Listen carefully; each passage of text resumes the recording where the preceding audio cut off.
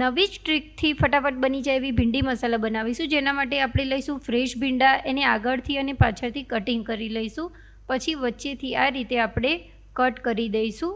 તો બધા ભીંડા આ રીતે આપણે રેડી કરી લઈશું। હવે એક કડાઈમાં આપણે તેલ ગરમ થવા મૂકીશું। તેલ ગરમ થાય પછી આપણે ભીંડાને આપણે તળી લેવાના છે। હવે એક પ્લેટમાં બધા મસાલા રેડી કરીશું। ગરમ મસાલો, કિચન કિંગ મસાલો, મેગી મસાલો, હળદર, લાલ મરચું, ઝીણી સમારેલી ડુંગળી અને લસણ।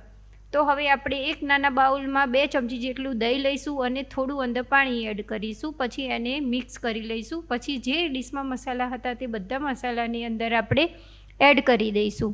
પછી આપણે એની સરસ એવી પેસ્ટ બનાવી લઈશું। હવે આપણે એક પેનમાં તેલ લઈશું અને તેમાં જીરું એડ કરીશું। જીરું ગરમ થાય એટલે હિંગ, સમારેલું લસણ અને ઝીણી સમારેલી ડુંગળી એડ કરીશું। હવે ડુંગળીનો કલર થોડો ચેન્જ થાય પછી આપણે જે પેસ્ટ બનાવી હતી મસાલાની તે આપણે અંદર એડ કરી લઈએ।